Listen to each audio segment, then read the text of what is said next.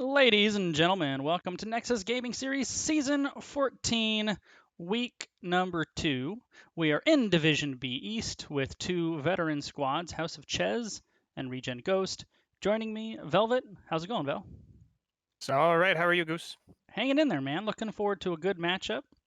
As I mentioned, these teams have both been around a hot minute. House of Chez has been around a really long time. They're one of the NGS success stories. They started out in Division D and worked their way up through C, and now they're solidly in Division B with a little bit, but not really too much roster turnover, given that they've been around since at least Season 6, if I recall. So very little roster turnover and have kind of climbed their way up the NGS ranks. And I will say, having played with a few of these people and seen a few of these people playing in the past, I'm excited to see their growth and see how they perform today. It'll be fun. And their opponents, ReGen Ghost, have been around, I think, 5 seasons now. With each season, they've had a slight tweak to the roster. Last season, they got 1.5 new players. And Dub came back. He was a sub last season after a full-time player the season before. So Dub rejoining the roster. And they also added Hippo, a massive upgrade over the tank they lost last season. The guy they were using last season was just an absolute liability, and Hippo was a massive upgrade. And if you don't know, this is my former team. They upgraded me to Hippo. So looking forward to what they can do with Hippo and Dub back in the fold. Let's go check out how the coin flip went. So House of Chez won the coin toss. They opted for map pick, took us to Cursed Hollow. After banning Sky Temple and Infernal Shrines, ReGen Ghost, banning Volskaya and Alterac. Val, what are your thoughts on Cursed Hollow? Obviously, everyone who's played this game long enough is going to know we're looking for strong global presence potentially. Falstad could be a power pick depending on if players are looking for that boss control potential. Will be depending on who they have in the roster. We might see even some Samuro or strange picks can come out here depending on if they want to control the map globally or if they want to try to force those fights around those tributes. Yeah, it's pretty common to see bosses being a win condition here on Cursed Hollow, and just kind of the way the terrain around the boss is structured makes Falstad one of his better maps simply because of the boss control, but also not just the boss control. There's a lot of terrain, small corridors, places that a well done gust can do some work as well. So Falstad definitely one to keep an eye out. And we'll see. Looks like they're just about giving us the ready buttons here. So we're going to find out soon enough if we're going to see any of those, or perhaps they'll throw us completely out, all draft plans out, and they'll just play from the gut. Maybe give us a cho'Gall. Yeah, one of the heroes I personally, in my mediocre tanking, always loved on Cursed Hollow was Diablo. I love me the Dibbles. Walls are really close to each other. Back in the day, before they kind of changed his build up, QEQ was a little more common. You could really get the QEQ combo done really well on Cursed Hollow. But even without that, just all of the terrain to body slam the people into, to me makes Dibbles real solid on Cursed Hollow. And with heroes like Brightwing still strongly in the meta, that's totally viable right now. We could absolutely see a Diablo Brightwing coming out in the early part of the draft phase here. Just for my own brain here, who's red and who's blue team? I missed that part. Blue team will be House of Chez. Red team will be ReGen Ghost. And one of the fun things about competitive and NGS, and a matchup like this in particular, where you have two long established teams, there's a lot of information out there available for both squads to scout on the other. So you could see some targeted bans coming out from both sides, which to me is the kind of extra level that you get from competitive. You can still meta ban if you want to, but it's just another consideration, another area to give your team an advantage if you do your homework and maybe take away the other squad's power picks. And there's that first power pick I was just talking about. Brightwing getting banned out absolutely makes sense on this kind of map. Yeah, the global because it's a large map, but also similar to Falstad, you have the Emerald Wind for the boss control. You can, kind of just stand on that point and hit R, and real tough for the other side to get in there on that boss. Second van for ReGen Ghost. Who are we gonna see? Vala, totally, again, another strong pick in the meta. Not to mention, great for doing camps solo if necessary, which camp pressure on this map is essential, especially on cooldown almost. You want to get those timers out exactly when you need them. Yeah, I've casted House of Chez a couple of times over the seasons, and if I recall, while it's been a while, I think the Vala is actually a denial ban as well. I think that's not just because she's solid, but I'm pretty sure that's targeted at Flash, if I recall. Don't hold me to it, but I'm pretty sure Flash is a solid Vala player, if I recall. And then the Stukov ban. I know Ghost likes them some Stukov, and with the corridors that you have to walk through on here, that Lurking Arm Puddle is just about the right size to create problems, and ReGen Ghost gonna first pick Dehaka. Tahaka for that global pressure, just like we were saying in prior pre-draft there. Probably looking to drop in on the tributes in the later half of the fights. We'll see where this goes. So 2 picks for House of Che, House of Chez, House of Chez. There was some debate among some casters on which is the correct way to say it, and I vacillated, but I confirmed with the team it is in fact House of Chez. And we have Peels on Peels picking up the Johanna, and then Li Ming coming out. She's one of those heroes who's a little bit all or nothing. The way her trait procs, if you don't get the reset, her value is diminished for sure. But if you do, boy, she can really clean house. And then we have Gary and Anduin. Absolutely. I think the Anduin's coming in partially to deny that Li Ming potential. He's got a couple saves in his pocket, and then on top of that, possibly to stop the Johanna combo off of the Anduin Light Bomb. Yeah, one of the things Gary is really good at is kind of hiding those bushes, and he's really solid when you have to walk into him. And Cursed Hollow, if you're on top of your macro, you arrive to the objective early, you can make the other team have to walk into Garrosh, and that's when he's at his best. So I do think Cursed Hollow could be considered one of his stronger maps. Hanzo banned out. I tell you 100% that is a targeted ban at Gigglesmack. And then Lucio ban coming out by Ghost.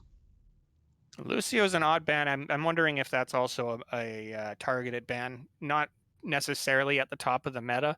Maybe it's to help that they're worried about the Johanna having too much mobility and being able to run at them in those situations, which could be a problem if the Johanna gets around that Garrosh.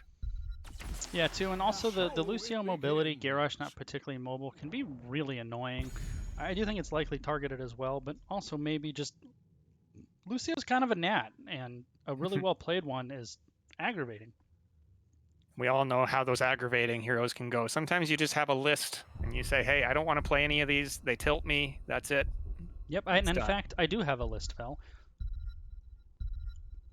What's on your list? Well, as we get Jaina and Sylvanas, so good siege damage, good burst damage potential out of those two, plus more CC with the mind control. As House of Chez coming to round out their composition. Top of my list, number 1 most annoying hero to play against when they're played well, of course, is always the caveat. As we're going off lane ETC into the Dahaka, are they? Is this the roll 1 special? Do they know something? Somebody's been reading Zad's playbook. If anybody doesn't know, one of roll 1's drafters definitely pulls this strategy out once in a while and swears by it, and to good effect. I've seen this work so many times. So this will be an interesting lane matchup to watch. We'll have to keep an eye on it, make sure we're not always just watching the 4 or the 3 man as we jump into Cursed Hollow, House of Chez versus ReGen Ghost. Yeah, the reason that matchup works so well, if ETC builds correctly, he can actually outtrade the Dahaka. But I think perhaps more importantly, if ETC keeps vision on Dahaka, he has 2 tools on his base kit to interrupt Dahaka's global. If he's close to him, if he's fast, if he's Johnny on the spot. So post 10, you can actually cancel Dahaka's global and then global away yourself with your stage dive. So we'll see how that goes. Game number 1, Division B East in the blue trunks.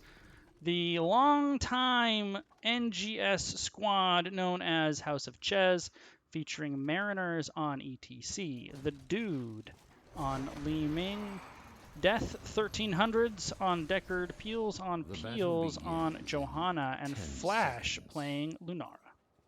And over on the red ReGen Ghost, we have Giggle Schmack playing that Jaina, Aaron playing Sylvanas, E-Day 15 playing Dahaka, Duke playing Anduin, and Hippo on Garrosh.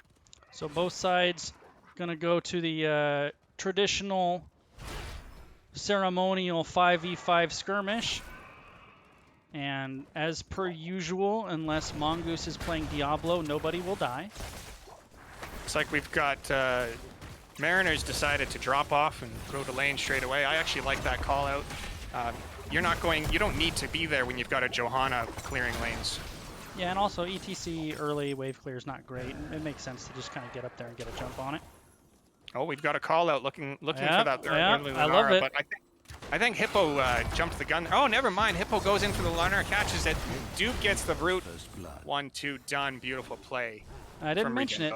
Hippo is a very good Garrosh player. I had the, I don't know what the right word is, the honor of getting bullied by him. I forget which team he was on when we were playing in CCS in the off season at Nexo. He beat me up pretty good. He's a very good Garrosh player. So first blood over to ReGen Ghost. Aaron starting Siege early on, but then on the same time, Flash and Death have gone over and started the Bruiser camp. I like Hippo not worrying about the waves. If you watch him, Vel, he is not showing in lane. He is not trying to clear. He is staying mounted. He is staying in bushes. He is moving between lanes. Garrosh doesn't need to be clearing lanes, ladies and gentlemen. Yeah, I think he's just looking for that quick pick on Li Ming here, the dude. If dude had stepped out and tried to get a little bit. Oh, look at this. Oh, an invade, beautiful invade. Gets the root. That's another dead. Oh, and he might catch Death. Nope. Looking for that instant throw on the minion into Death, but didn't quite catch him. That was a good play. Yeah, not just a good play, but the timing was just fortuitous. Hippo literally arrived as they were finishing the camp. So they did all the work for ReGen Ghost. He just had to kind of stand on it and wait for his teammates to get there. And Lunara and Deckard, of course, just don't have the kill pressure to kill a full health Garrosh. Oh, and this is a problem when you've got a Sylvanas on the other side. It looks like they've decided to use their advantage to quickly grab something extra and then try to back out.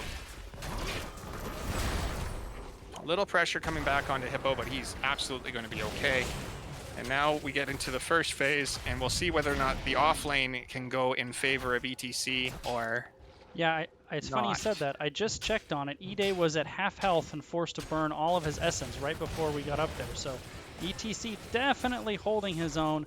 Garrosh kind of in the bush, Li Ming checking with her magic missiles and orbs, and we got to pause. Aaron having to pause, maybe a DC or a lag or a lag. There you go. I was going to say or a puppy or a kid crying. I had a game that one team had to pause because a bat got into their house. So who knows what it could be. Any number of things. And honestly, we don't really need to have an excuse. Teams are allowed to do this. So sure.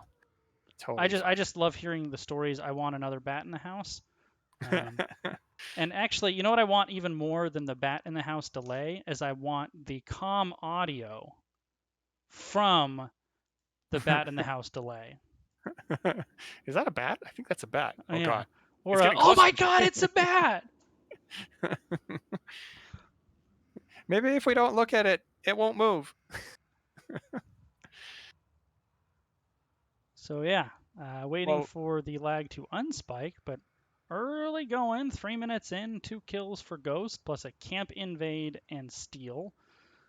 And a wall push down in the bottom already. I think Ghost is, if Ghost can continue this pressure in this form, it'll be working out. It looks like we've got ready calls coming out. We're going to get right back to it here. We'll be watching the offlaners to see whether or not they rotate south or who might try to give in this situation. Yeah, worth noting too, only 3 minutes into the game and about 3/4 of a level lead for ReGen Ghost. That's a big lead for so early in the game. But Garrosh taking a lot of poke damage. Li Ming really landing her shots there. Unfortunately, the power slide just missed. That might have been enough, Vel. I don't think that missed. He used Unstoppable there. That was beautifully timed. He gets the throw in on Johanna. She's already used her shield. She's got to back up, and they got to try to get healthy again off the Deckard potions. We'll see who has the better upkeep for this situation, Deckard, Kane, or Anduin. I love the posturing too. You notice Garrosh on the Hippo holding, anchoring top side, Ide on Dahaka holding top, I should say, Hippo holding left. Both sides poking out. Neither side really has off lane push, so it's just kind of whichever side gets a kill here, probably going to secure the trip. They got to start watching their mana usage. Deckard Kane has been throwing out that triangle like it's hotcakes, and I think he's losing mana as a result. He's low already and almost no heals already. They got to start thinking about retreating. Yeah, Hippo tried to actually time his toss on the Joe right as the Iron Skid ended. There comes it was the just a smidgen early, but Ide lands the tongue. Oh, huge bomb over the side from the dude. He looks like he might actually try to go for a kill still. They're staying around. Yeah, 2 big-time orbs from the dude, managing to bypass that Gary and get on the flank. Hippo throwing Li Ming away and eating just enough, but the flashlight from Joe interrupts Dub. And now with ETC back on his way, health bar is now favoring House of Chez. So Chez, it looks like Death must have had a tap during the middle of that because their mana's come back just enough in this situation. They might be able to hold out. And this is starting to look bad. Oh, beautiful slide. Great dig in by the Dahaka to get out of that situation. A throwback onto the Johanna, followed by the follow-up from the Sylvanas. Looks like Hippo's going to be okay. Vel, this is a lot of buttons being pressed and not a lot of heroes dying here. This is about as long as a first trip battle as I've seen in a hot minute. A little bit, but there goes the Johanna, another popped hero coming out. Ide looking for another drag, might get it. Misses it. Mariner going around. It looks like a throw coming in. Oh, Hippo must have had throw on cooldown. Dub's going to get the tribute. And honestly, this was actually kind of scary because if ReGen Ghost had lost that trip, they would have given a lot of their lead away. Yeah, and the dude has been showing really great proficiency as he gets thrown into a blizzard. Wow, Hippo is showing off. I see a Gary ban unless something changes in game 2. But as I say, the dude showing some really good accuracy with those Ming skill shots, chunking out some of Ghost's heroes here. Fantastic. Looks like they're going to start doing some resets, going back to try to get some mana up. Aaron's going to start the siege, so both teams are going to start trying to lick their wounds and look forward to the next tribute setup, meaning we'll probably get some bruisers capped as well shortly here. Yeah, Garrosh has gotten just tremendous value. Hippo showing he's kind of knows just when to step in and throw somebody.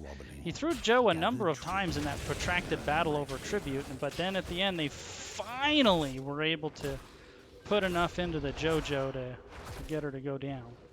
I have to say, although it's looking in the favor of ReGen Ghost, House of Chez has made some strong plays. I actually think like just a hair in one direction, and that could have gone in favor of blue team. Yeah, and now I think Chez is going to have to just concede this, right? No level 10s. There's no chance they try to fight this. If they do, then they, yeah, there it goes now. They're going to deep push bottom. Yeah, Ming is in throw out an orb position, but that's going to be it, I think. They did get ETC. Oh, no. There's the tongue and the mind control. Mind control, but he's out. Good slide. The whole team thought he was dead, and they all backed off. They could have secured that kill, I think. But there is second tribute over to ReGen Ghost, as well as their heroics, which is Water Elemental. Go ahead, point out we've got Decimate there. We do. I was just going to go over those. Decimate for Garrosh, Mind Control for Sylvanas. I believe that is Isolation. It is for Dahaka, my favorite, as ReGen Ghost jumping right on this boss. No answer from House of Chez. They don't realize Light Bomb and Water Elemental to round out the heroics. House of Chez going to start their boss right away if they're onto it. No, they're not. They don't realize. They are not. This is a rough. huge swing. This is bad situation number one. Now they've timed this perfectly.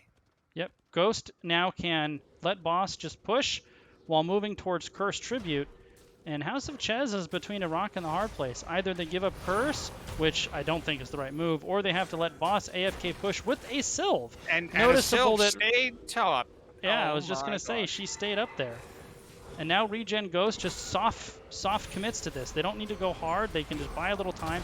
ETC going hard, though. Power slide onto Jaina. Water Elemental does go up, but the Mosh, Beautiful Mosh just pit. enough to get him. Jaina. Oh, man. Deckard in the backline gets tongued by the Dahaka. At the same time, Lunara is going to leap back over, trying to salvage that situation a little bit, but it's perfect. Well played from House of Chez to recover from that situation.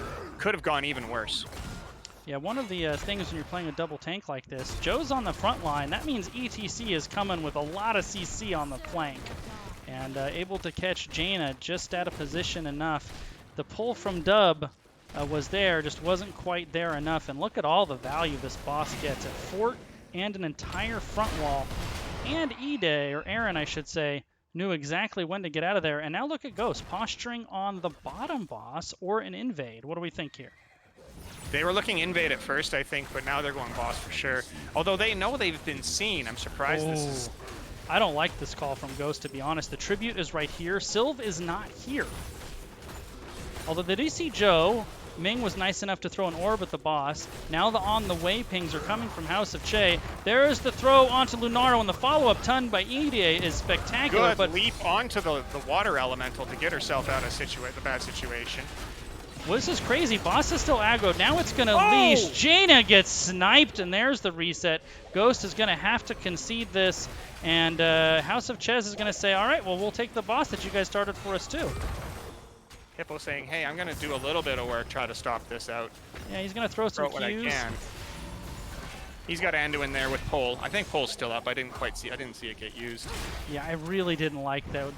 If the tribute were on the other side of the map, then I would have loved the boss call. But with the tribute right there, I just didn't like that call for Ghost there. No, that was probably just, you know, you get ahead in the game and you start getting that headspace like, hey, we can get away with anything. Yeah, especially because without Sylv there, their boss burn is somewhat limited. ETC is top lane, dealing with the Katas that are building up there. There's a flanking Garrosh. Lunara leaps to safety. Deckard, not so much. There's the light bomb, hits 2. Deckard goes down because he was also tanking the fort there. Mind control just misses Joe. And now there's going to be no Deckard. He will come up immediately as this tribute spawns. So he will be able to get there, but he does have to walk all the way there. ReGen Ghost, I think, just going to let what's left of the boss go. Yeah, they don't really need to finish this off. They are going up to tribute. For Curse Point for both sides, Deckard up in 5 seconds, and only Light Bomb on cooldown. Both sides have all their buttons.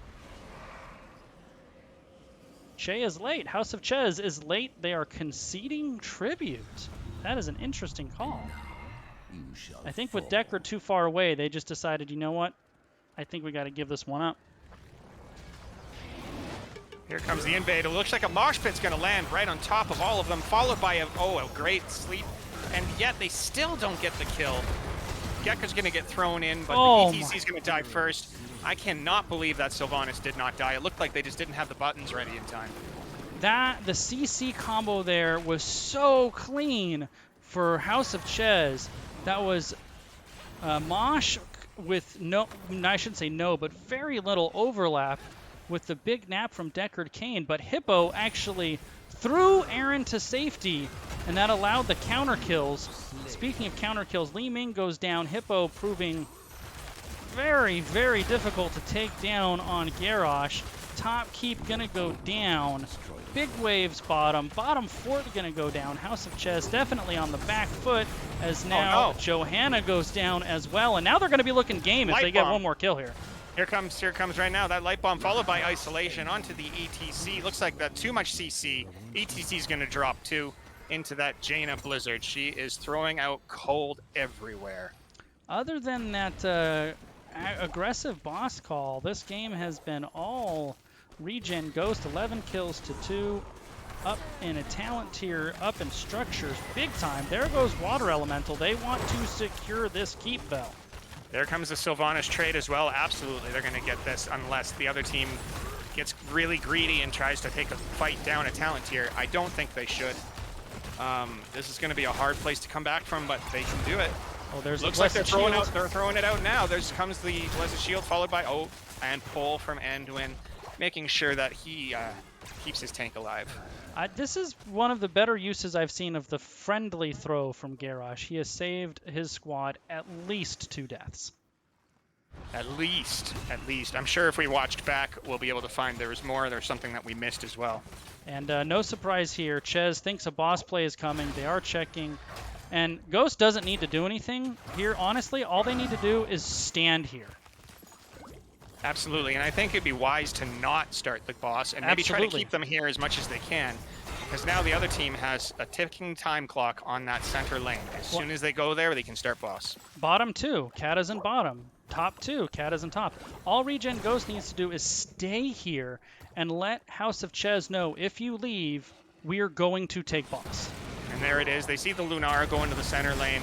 They're looking like they're picking the fight anyways. They get the mind control out, followed by Decker. Oh, but Li Ming gets a double. Oh my, he threw Jaina onto Li Ming, who picked up the Li Ming kill. Wow. There's a good sweep from the Decker Kane, but I think it's all for nothing. Decker Kane is going to try to buy as much time as he can before he falls. I assume they're going to boss in game. That's probably the call. If I'm Lunara, maybe you run and get... I don't know. No, you can't. There's too many Katas on top. This is tricky. I don't know if you go game here necessarily. You're down your healer, and your Jaina has no mana. You have no siege potential without your Sylvanas. So I mean, boss is going to do a lot of work by itself. Boss and push mid, or boss and go bruiser, then go bottom.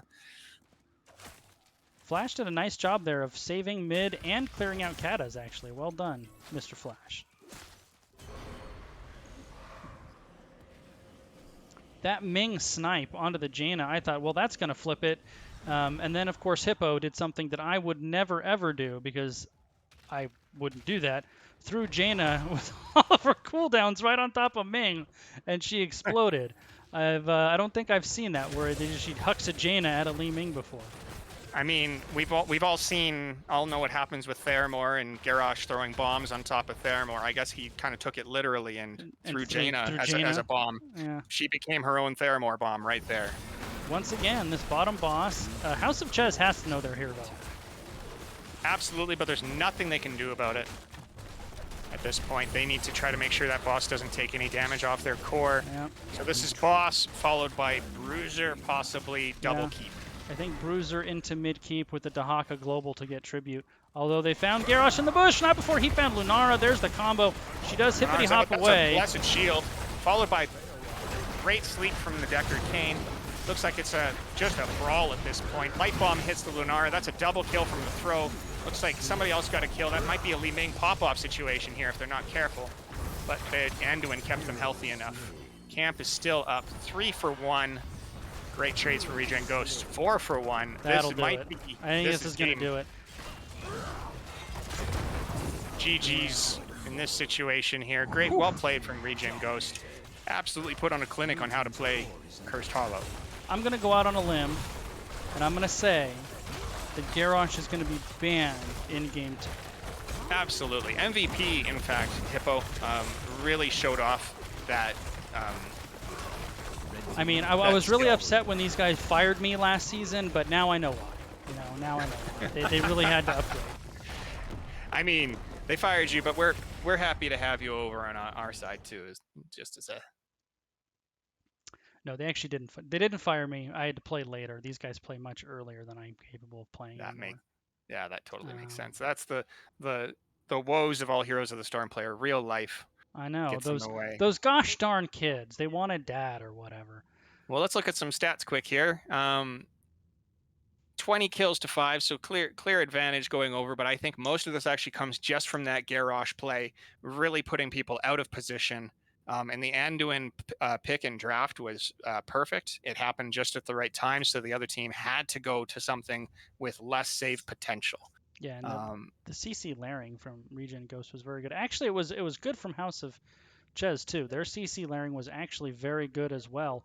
But I kind of touched on it in the beginning. When you shoot your shot with Li Ming, if you don't get that reset, and they weren't getting it enough. The Garrosh was low a lot, Vel, but never dead. I really do think it comes down to the Deckard pick. While Deckard is a strong hero to keep sustain going, when you've got a Garrosh on the other team, you need a save. and Decker does not have saves. He is a CC support first and foremost. That said, if they maybe if we look at the talents here, Decker did go super healing potion at 13. Possibly Ancient Blessings might have been something that I would have picked up there instead. But super potion, hard to get value out of into a Garrosh comp like this. Yeah, it was a good game though overall. I actually think in the mid it did look like House of Chez could have pulled that out. Yeah, they had a It was couple close. moments. Like you kind of look at the numbers here. It doesn't look close, but I think the game was actually closer in the middle in particular.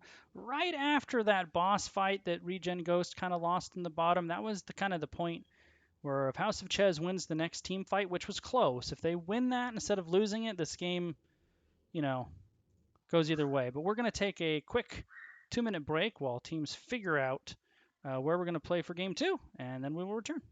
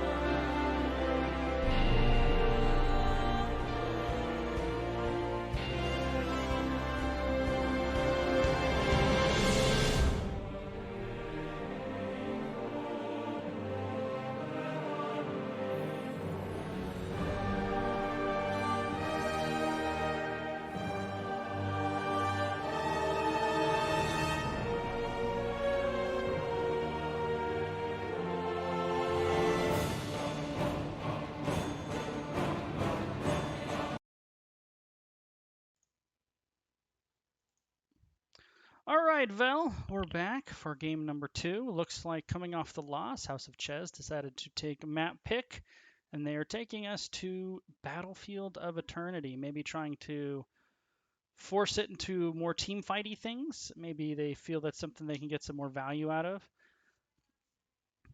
Just to clarify, House of Chez picked this map? Oh, nope, they switched. They said draft team 2, so we're going to swap that. ReGen Okay. Ghost picked Battlefield of Eternity. That makes a lot of sense. With the way ReGen Ghost was playing, we had that beautiful picks by Garrosh. They are a team fight powerhouse right now, and if they keep playing like that, this could be a really short Battlefield of Eternity game.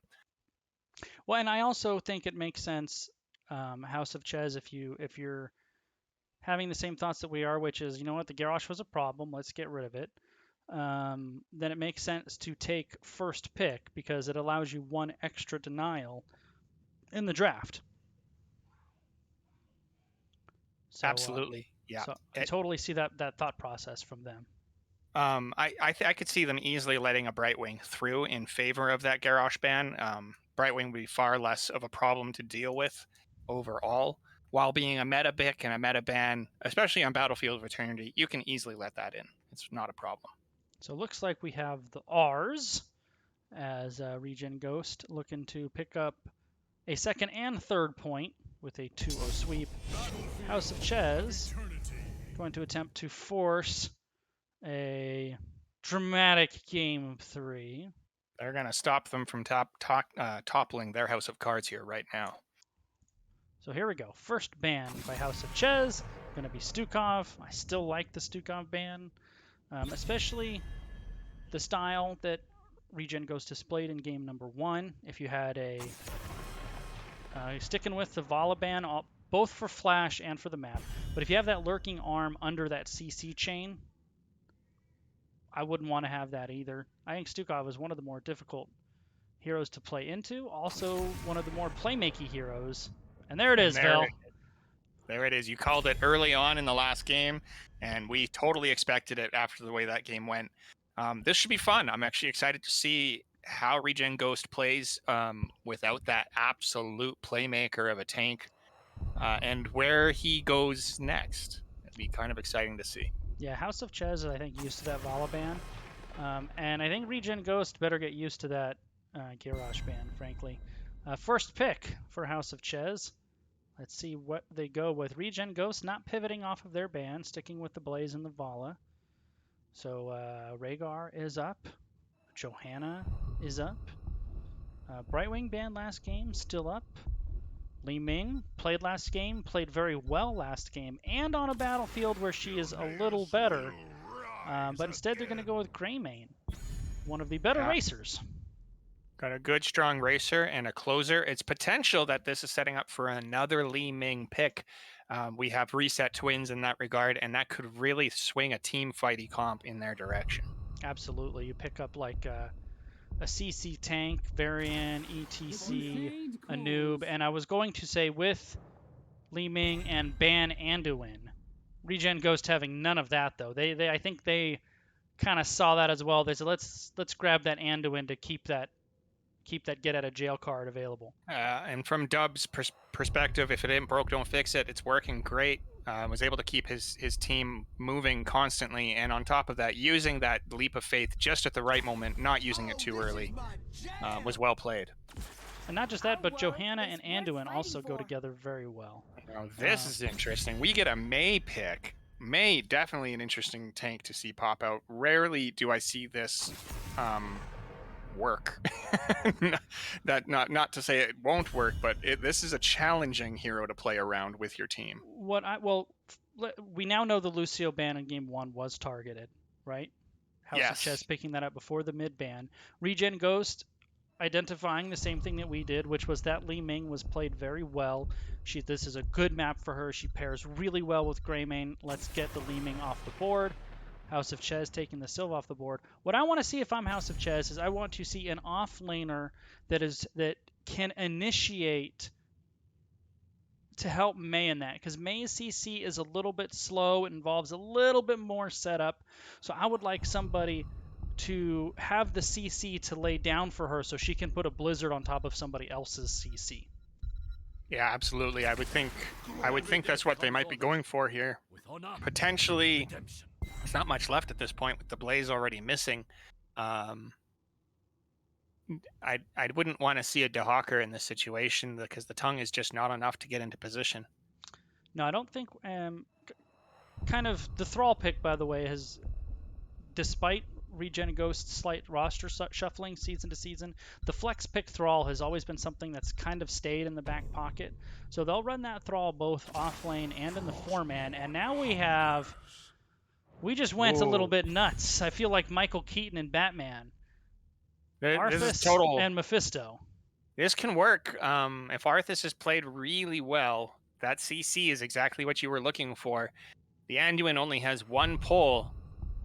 Just not quite enough to answer a long-ranged Arthas W or is it W? What is his root on? W, right? Yes.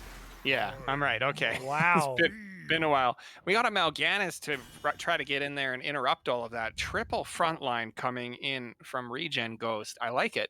This is I a think lot it's of actually beef. a good answer. This is a lot of beef, Val.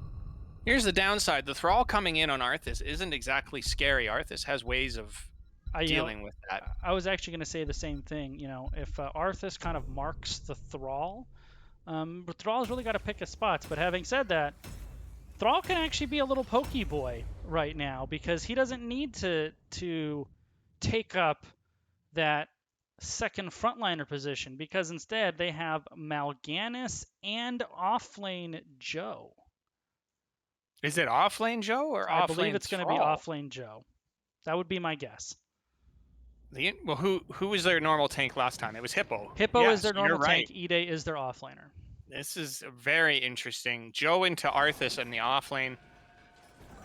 Can't say I've ever seen that matchup before. I'll be excited to see how that plays out. I think it'll be a whole lot of nothing. Shall we introduce our teams? Absolutely. In the blue trunks, trying to force a decisive game 3 with a spicy draft. House of Chez. Flash will be playing Mephisto, the dude on Greymane, Peels on Peels, which is such a great name for a tank player, playing May, Death 1300s on the previously banned Lucio, and Mariners on Arthas. And on the red team, we've got Ide playing Johanna, we've got Aaron on Thrall, Giggleshmack on Hanzo, Dub on Anduin again, and Hippo playing Mal'Ganis. So worth noting, Lucio targeted banned out in game 1, but got through the draft in game 2. Also, Giggleshmacks, as there is the sleep onto Greymane and a lot of buttons, and they do get first kill, very reminiscent of game 1. Pick up the first blood onto the Greymane. And what I started to say is Giggleshmack allowed to get on one of his kind of 2 patented signature heroes playing Hanzo.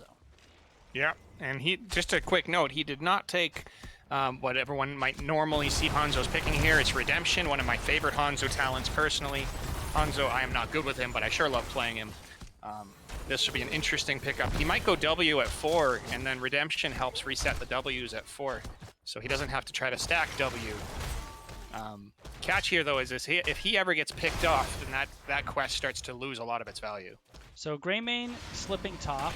Johanna must have smelled wolf because bottom lane, ReGen Ghost is taking bottom camp. So both sides kind of trading camps here. House of Chez knows they can't step in with Greymane in the top lane. House of Chez doing this smart. I noticed they're just regularly poking in on that, trying to just delay them. And they delayed it just enough that the Greymane might get way too much value top. We'll see how this plays out. Hanzo now peeling away to deal with that. Yeah, that's a good call. I would say Greymane and Arthas in the top. Arthas is basically going to tank just for Greymane. He's got his own personal tank up there, although he did eat some tower shots unnecessarily. Giggleshmack on the flank. Hanzo coming in for the flank. Not quite enough. There looks like the Mariner caught that with the W just in time. So just the 1 kill thus far. Teams trading camps. And really not a whole much else going on. A little bit of structure damage here. Mariner taking off way more than he can chew. Just traded about a quarter of their health and gave Hanzo some stacks on top of that. Just for a globe. A former ReGen Ghost alum joining us in the chat. What's going on, Lid? I shall land in a moment, as will my foe. Both teams starting the camps just on time. The dude is playing exceptionally well right now, I have to say, on that Greymane. It's been, although minus that little 1 pick off, I mean, that's going to happen on occasion, but Good positioning, exactly where they need to be at the right moments. Well played. Yeah, and what I noticed too is that pickoff was basically Mal'Ganis doing exactly that. He hid in a bush, got the sleep. With the Thrall and the 4-man though, Thrall can kind of allow Mal'Ganis to flank a little bit if he wants to. Yeah, pseudo tank, as it were. Yeah, exactly right. That's an excellent way to word that. I think Greymane's going to win this race battle. I don't think Hanzo's quite there yet for that race, and Although, yeah, absolutely, it looks like they're coming up to try to stop it a little bit. They're coming in on a 4v4. It looks like Ide going in for a quick W. However, this does even out just a little bit because they left Hanzo down there. Yeah, and Hippo put 4 people to sleep. That'll end your race really quick when your entire team is taking a nap. Absolutely. They don't have a lot of answers for him when he pops in like that either, because they just don't have the hard CC to knock him out of what he can do. Looks like the members of ReGen Ghost don't want this race to continue. They're coming in. They're going to stop. Look at that. Mei gets caught in the sun from the Immortal, and that was it for her. She won't be saving the world today. One of the things about battle... Look at where Ide is, waiting for the Mephisto to go back right there. And then they get the sleep onto him. Thrall is there, gets the rooted root. by the Thrall, and then that's enough. Oh, it looks like an attempted root from Anduin, but Death was able to eat that for him and get him out safely. I think they bought enough time to probably win this. Hippo has very, very little mana. Or does Aaron, for that matter. This is going to be a really close race. It's going to be very close. ReGen Ghost has got enough with the Hanzo Ws, followed by the Redemption, letting him attack faster. Yeah, so ReGen Ghost lost halftime, but stepped in really hard on the defense and managed to combo with the Immortal Stun to take down Mei. There's Blizzard getting a little aggressive by House of Chez. I like to see that, seeing if they could get something there. If only Mei had more on-demand CC, like ETC or a Nubarak Taco, she could have secured that kill there much easier. And you can tell that the members of ReGen Ghost recognize that Mei's CC isn't going to be on demand, because Giggleshmack has been able to play way more forward than they would have if this had been another tank. Absolutely.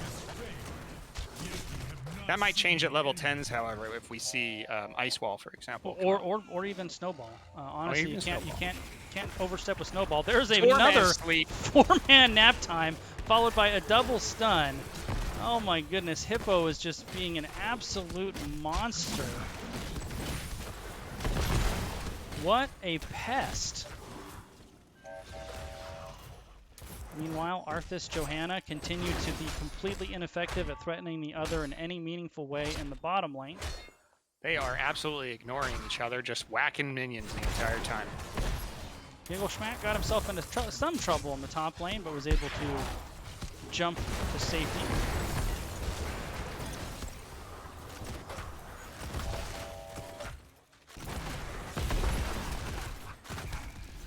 Now they're rotating onto Arthas. Arthas better watch out, and he smells it. He did. Yeah, that's a long run, and you know, Ghost did it pretty decisively, but a nice play by Mariners there. And now, I like what Chez is going to do. They're just, well, if you guys are going to go on the camp, we're just going to rip apart your structures in the top lane. That was a good use of Unstoppable by Ide, recognizing, hey, I got to be careful here now. They're all up here. They're going to get a lot of value. The blind trying to stall it out a little bit, but they should get most of the wall. However, ReGen Ghost might just do the same on the bottom here. Oh, Ide might be in trouble.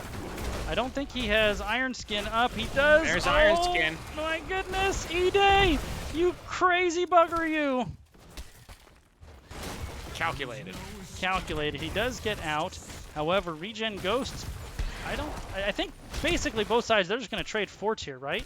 This is an even trade. Levels are actually pretty even though the first Immortal went over to ReGen Ghost. I think it's actually still pretty close. However, they got to be careful about what's happening right now.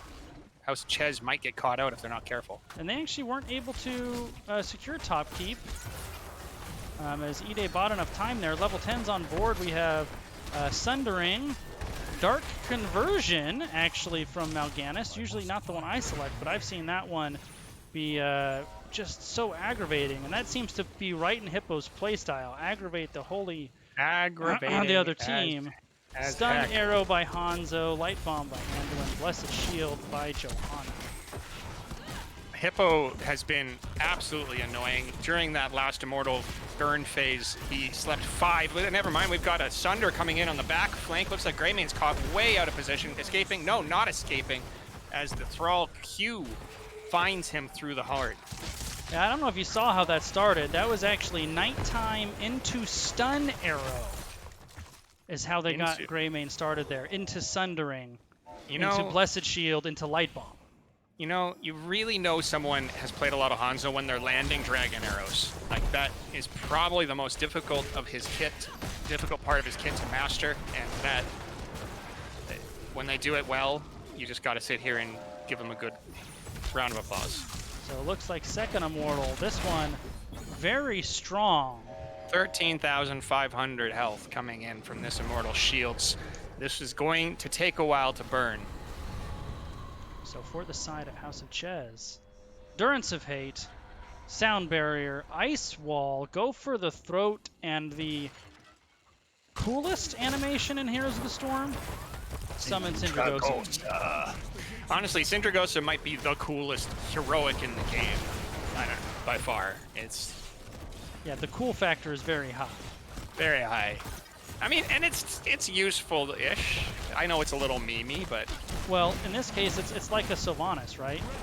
I know it does have teamfight applications, but its best use is when the front wall is down and you have an objective and you throw it at a fort.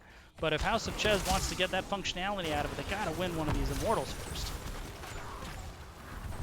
Yeah, I'm not sure how they're gonna do that with the way things are going. They keep getting caught on the back foot every Immortal phase.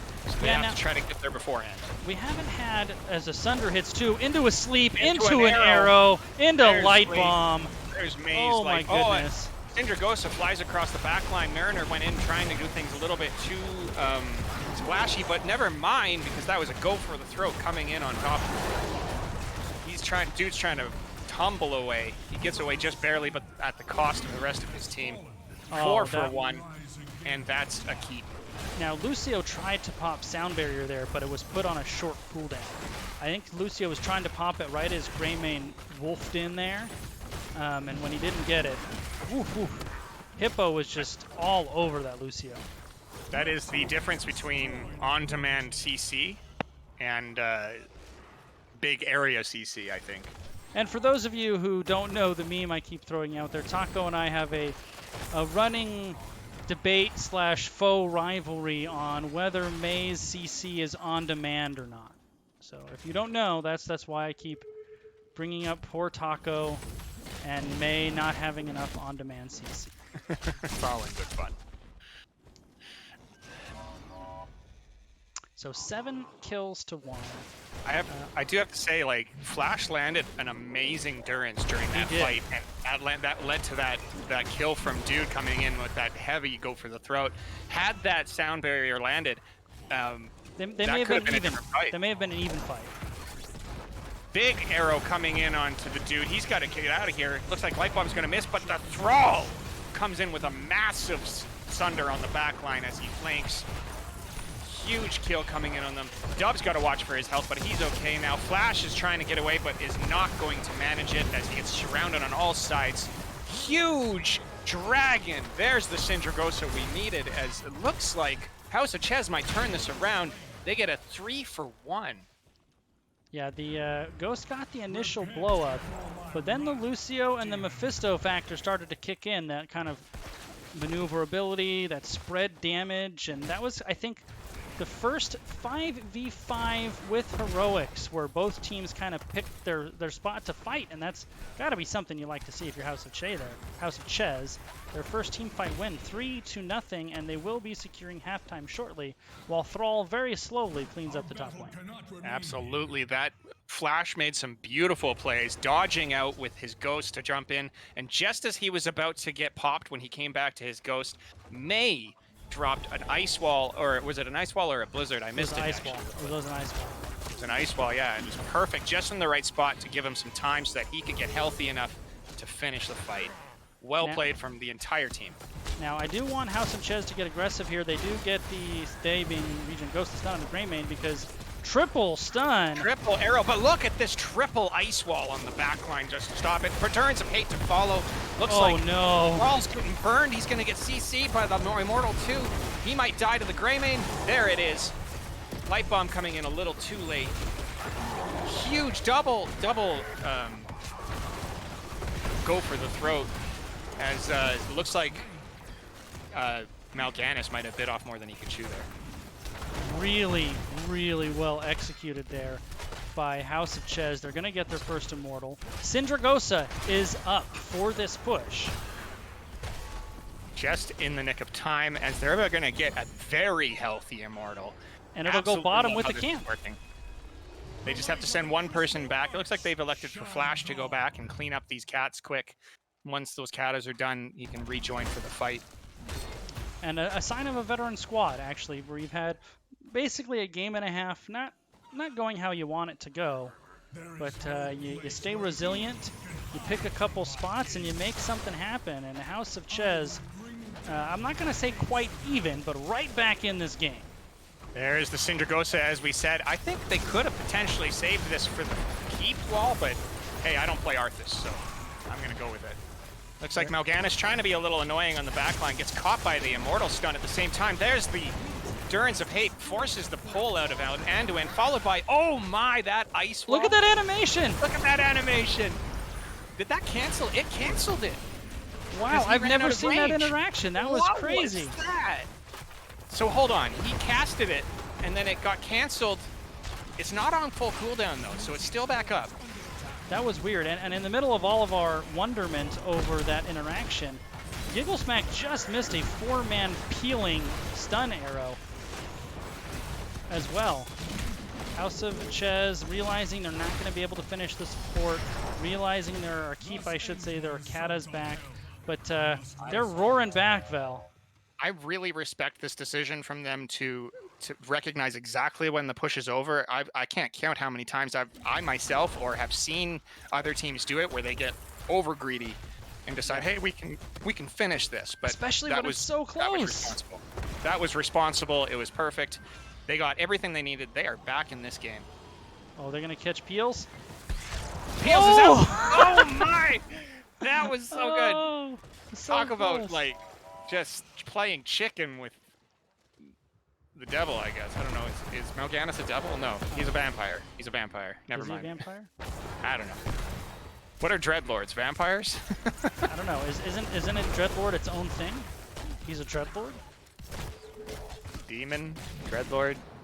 Yeah, whatever. You know, it's World of Warcraft. I don't know. When you have Joe offlane too, the Joe Mal'Ganis combination, which you obviously don't see a whole lot of, but the 2-lane map making it more viable here.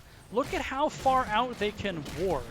It would be so hard for House of Chez to get onto ReGen Ghost without them knowing they were there. Look at Hippo here. Look at this positioning. Just like, yeah, I know it. I know exactly where to be. Didn't show the entire time, just waited. Nope. If that was anybody other than May, they would have gone. Know. I still think that was a little risky on that positioning, but I guess you got lots of outs as May. You got your trait and everything, so. Mariners find each other in the bush. Yeah, they know. They're like, oh, hey. ReGen Ghost going to go into burn position. Both teams same level. This is the first time we've had same level since about level 2-2. And all the buttons up, Vel. All the buttons up. We got a nice wave pushing bottom. That means that ReGen Ghost has to be a little careful about their positioning here. They might need to go clean that. They need to play safe. Honestly, ReGen Ghost has the advantage here with the top lane pressure. They can potentially just wait. And there's a pause as the dude gets a DC. Unfortunate. The answer, Taco, is 13. He took sleep duration, did Mal'Ganis. We can review talents real quick as we wait for the DC to end. We did end up with Crash Lightning, just an FYI for the viewers at home. Crash Lightning is not completed. So this is the thing between Storm League and competitive. You don't see heroes as often in competitive. People don't like standing around each other. Turns out trading damage is bad. Sure. We did go Unyielding Power from the Mephisto. He has finished that quest. He's hit 40 heroes with skulls, so that's been fantastic. It's been working out really well, And and full skull build too.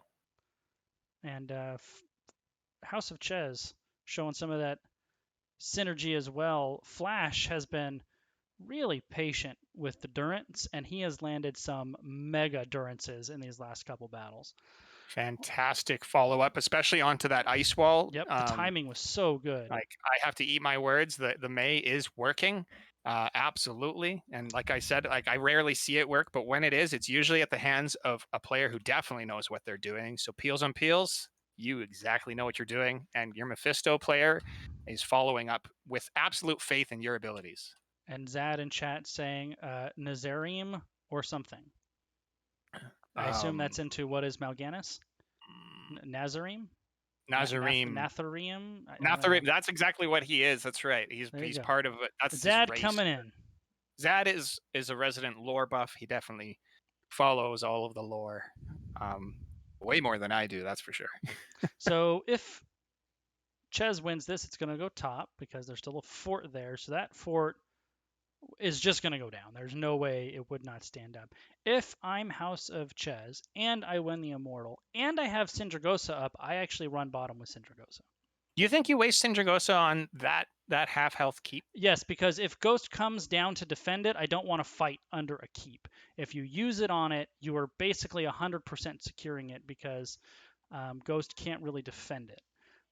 Now, if let's say there's 3 members of Ghost dead, then I don't do that, right? But if there's 4 of them up, maybe even 3 of them up, the right 3 of them up, then I do it because, I mean, just would you trade a heroic for a keep?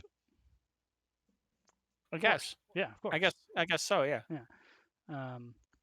And you're not going to get top keep with the Immortal very likely. So if I'm House of Chez, you win the Immortal. The Immortal will take out the top fort by itself. Yep. While if your team is intact, you run bottom, you Cindy bottom keep and take it down. And even if Cindy isn't, even if Cindy isn't up, but they have enough of a numbers advantage, I would still do it as well. It just kind of depends on the situation. But if I'm House of Chez, I'm looking at the Immortal as leverage, actually to take out bottom keep, not to push with top lane. And if you're Ghost, you want to just wipe out that keep, get a couple extra kills, and end the game. Yeah, Ghost is looking for game ending here. If this is actually the scary part about this map, and we've all seen it, this map can have a weird stalemate where you can have both keeps down and absolutely still be well in the game. Totally. Because for some reason, not Cursed Hollow, Battlefield of Eternity has that tendency to be easier to defend for some reason or another. Yeah, and the kind of drawback for the comp of House of Chez, though, is they don't have a great hero to send back and do housekeeping, though. Like, if they send back Arthas, it's going to take him a minute to clean up a big wave. And they don't want to send Greymane because he's the racer. Right. And they don't want to do Mephisto either. So this is a big moment for both squads. And even House of Chez, if they won this hard enough, could win through bottom. Easily, yeah. Like, if they got a 4-man kill, they could just go straight through bottom and win the game with a Greymane. Let's say these two teams clash after the DC comes and House of Chez gets an ace. I run bottom and try to end. Or at least run bottom and take out the keep before coming back. All right, it looks like the dude has returned, and I think the dude was the DC. I believe so. Hopefully he can click fast enough because his hero is about to hearth. That would be awkward. Very awkward for him if he comes in and his hero is hearthing. So hopefully he's clicking that move button right now. So how they're working out voice comms issues. They were using in-game chat. I'm aghast. Aghast. Why weren't you in Discord to begin with? Who uses it? What is this? When did in-game chat come out? 2019? In HOTS? What is this, 2019? Not 2019. It's been out longer than that. Has it? What is it, 2018? Yeah. Whenever voice chat came out, does anybody still use that? I don't know. Long time ago. Who is Hawk? House of Chez. Oh.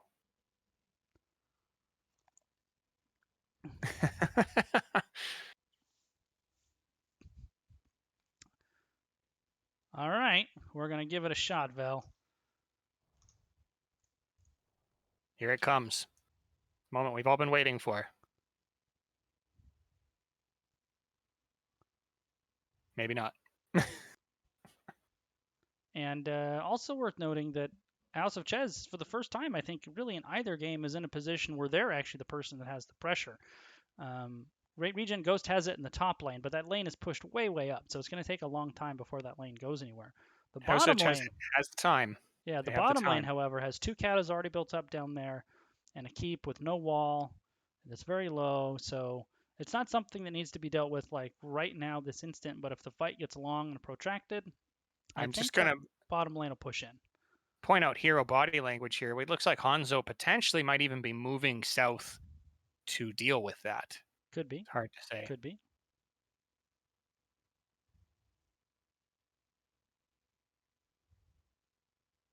What's really weird in a player pause that I don't think you can actually move your camera when you're a player. Not the players, no. That would be too much of an advantage, obviously. Sure. I guess. I don't know. I guess. I mean, you still wouldn't have extra vision. No, I mean, maybe it's an engine thing. I'm not sure. Who It could be knows? from StarCraft days because it is built on the StarCraft engine. So But since we're spectators, we can move around. I am Right. God now. You can hear ReGen Ghost very nicely offering channels in the ReGen Discord. That's excellent. That's excellent. I love it. Sportsmanship all around. Obviously, all these teams, like just we got a lot of experienced veterans around here. They all know each other.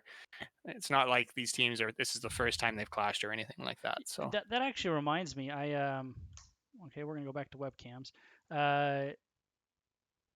I played on ReGen teams for a long time, and a couple seasons ago we did scrims between a couple of the ReGen teams, and Murda casted the scrim, but because we were both, he let us know, hey, I'm going to drop in on comm. So it was a really neat thing in a casted scrim that the caster could actually drop in on the team's comms during a match. It was pretty fun. So like we would get to, when we got back and watched the VOD, we would get to hear what the other team was thinking in match. And I imagine from a viewer perspective that was probably a pretty neat thing too. it's always cool when teams get to cast their perspective as well. Totally. I know on our squad, Rock tends to cast his perspective lots, so we get to see what the tank lead is thinking, and you get to hear the team's comms for the most part, or lack thereof in some situations. Well, we're still chatting back and forth, but we haven't pressed the unpause button yet, so it looks like we're having some comm difficulties. Mm-hmm. I wonder if anybody started the clock. I mean, what is the rule again? 10 minutes? 10 minutes, I believe, in a best of 3. I'm not going to be referee, so. Nope. That is not my department either. All right. Looks like we are going to start again. I don't think they can see us, honestly. They can't see us. They can't see us. They can't see it. I don't think they can see Oh, us. good. Well, otherwise I was going to post in the ReGen Discord and say, yes, we're ready.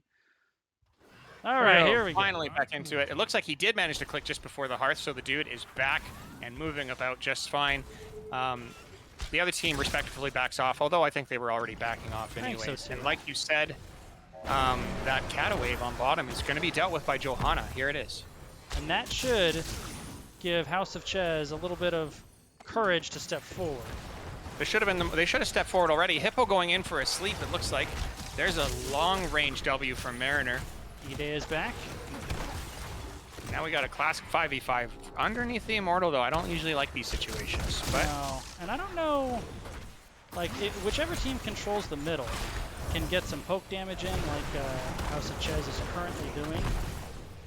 Hippo taking quite a bit of damage, actually, in this situation. Gotta be careful. Really starting to eat it. Hippo got aggressive, and so did Greymane. And Greymane said, hey, I'm gonna fight you first. Huge Syndragosa, but it was a bit of an overlap followed by that. However, Anduin gets caught in the endurance of hate. There you go, 2 for nothing. This is a free Immortal. You know what wasn't an overlap, though? The Blizzard on top of the Ice Wall into the Durance. Yeah. Really well executed there. I'm sure that both the Mei and the Arthas pressed buttons at the same time, and it was just like, well, that happens. They kind of both saw that clump, and they're like, ooh. I mean, we've all done it. Totally. So. Yeah, it's a Absolutely. good thing May Blizzard had something to tee up that CC, so that way it landed when it needed to land. You know? I mean, they've got so much insurance on landing these things. This is a good thing it's going top. They can quickly deal with lanes. And now, what will they do? They're Are going to you do correct? exactly what I said. Well, they Or don't are have they? Cindy. They don't have Cindy anymore, right? They blew it in the don't. fight. Yeah, I think they're just cleaning up Katas, maybe? Kind of a split decision here from House of Chez. I'm not sure I agree. They need to make sure they get up quick. Now they're coming back. Lucio is speed boosting them back up. So they went to bottom lane, did a little bit of housekeeping, increased the pressure in the bottom lane, and now they will return with a level 20 advantage. Brief though it is, it looks like, oh, Thrall might get caught out of position. There's the pull. Hippo trying to get himself out with his little walking, sleeping thing. I always find Mal'Ganis' movements a little odd at first. Flash going in with an aggressive maneuver, but he's okay. They're going to get this wall with ease. It gets chopped across like butter. And Cindy's up right now. He's up. Here it comes. Looking like they're going to grab it just in time. Look at that. It's the quick upgraded catch of the Cindy root. as well. That's Roots. Roots all around. Anduin gets popped by the Mephisto in the back line, followed quickly by Mal'Ganis. Johanna might be short for this world, and she in fact is. I think this is That's game number sure. 2. I don't think ReGen Ghost accounted for the upgraded Syndragosa. Everybody got rooted, and that allowed House of Chez to come in and just clean up. And coming up off the mat, big time. House of Chez.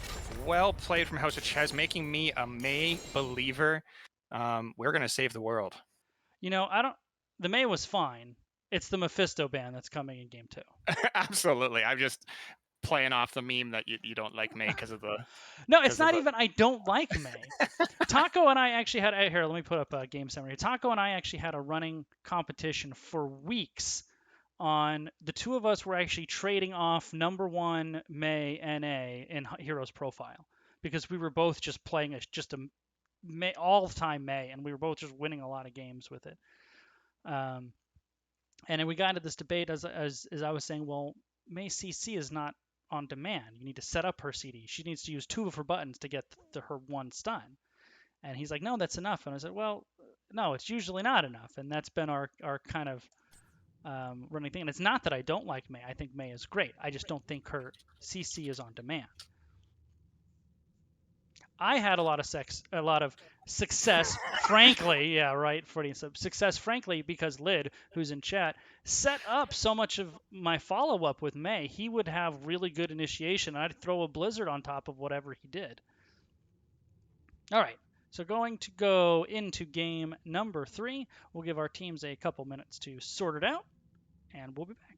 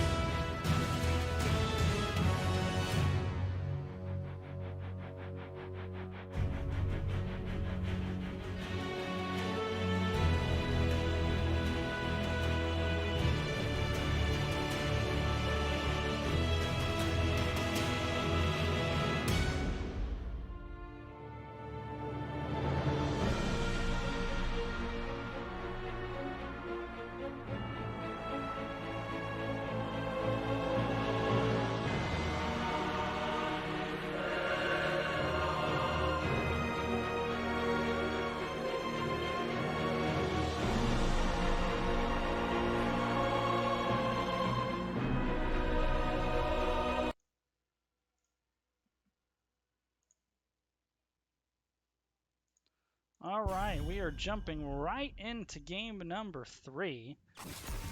And Tomb of the Spider Queen. yeah, Tomb of For the those who Spider missed it. Queen.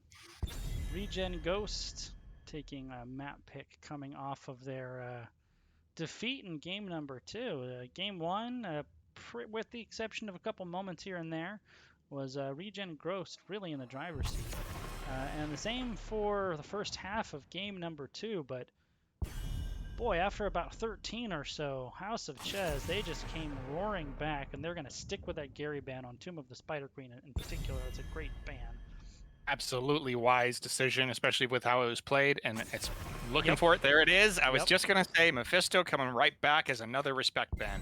Yep, so the Mephisto was absolutely a problem in game number 2.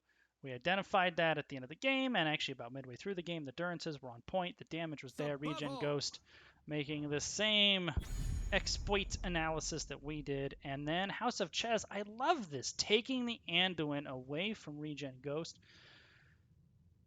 Obviously been a strong tool. Yeah, Johanna up on Tomb, though. We'll see if they pick it up. I'll be curious. We don't go straight for it to Rhaegar Sylvanas instead, potentially going for that early pressure poking that they were doing in game 1 with the Sylvanas. It might be the stroke they need to try to win this. I have some, I mentioned, I know Ghost pretty well. I think I have an idea of what they're going to do here. I'm curious if they will. 6 seconds here for House of Chez. I think you got to pick Joe, right? Joe Handuin? Nope. They're gonna. And Vala, we didn't even touch on it, but Flash had Vala banned away the first 2 games. This time they opted to swap over to Mephisto, and Flash is that's kind of his jam. I wonder if they're going to be trading one problem for another. I was wondering that as well. You got rid of the problem with the Mephisto, but you've let through one of their strongest heroes. Li Ming, following up on that, I don't know if I would have paired Vala Li Ming in Super this situation. squishy, but that is a lot of damage and mobility as well. Maybe they're worried about that with the Rhaegar not being able to save anybody till level 10. We'll see. I think a tank ban is probably coming out here. This is where you ban Johanna, right? Or Mal'Ganis. I don't know. Was Mal'Ganis that much of a problem? They seem to have an answer in the first half of game 2. No doubt about it. After that, they seem to get some tools to deal with him. I think that is kind of just Mal'Ganis as a hero, though. I think his just base kit sets him up to be an early game bully. But as the game develops more and both teams get more tools, he falls off just a little bit. Oh, maybe. Jaina, Giggle, going back to that, Jaina, it worked really well in the first game. And Leoric, we haven't seen him yet. I was kind of wondering when he'd pop back up because he is a strong off-lane choice. I'm a little surprised. Maybe it's because the Anduin, but Giggle's other kind of hero du jour is Orphea. We saw the Hanzo, but Orphea is his other one. And we used to run a lot of Entomb with the Infinite Orphea ult, the name I'm forgetting. I'd be curious if it had to do something with the Vala pick, because Orphea has a hard time dancing with Vala around. That makes sense, but also the pull from Anduin kind of negates a lot of that. You drop 2 ultis and they just pull it out, and it's whatever. But ETC offlane again. First time I was because of the Dahaka matchup. I'm interested to see how this is going to go, because I think Leo will beat up ETC pretty good. What if the Falstad is the off lane and they're going double Bruiser to protect a Vala hypercarry? Could do that as well. Because Falstad will beat up Leoric. So, really hard, right? So I was wondering, we got Diablo coming in. Interesting. This is very interesting. Who would you give your favorite draft to here? It's a hard choice. It is. If ETC is in the 4-man, that's a lot of stuff for Diablo to try to wade past. But Vala is short range. If Dibbles can get onto the Vala, I like what Ghost has going on. And they also don't have the easy answer to a beefy Diablo. Baby Diablo, they can blow up pretty easily. But when Dibbles gets those souls up, he turns into a beefy boy. And they don't have a Tychus over there, or a Leo, or a Cursed Bullet, or something like that.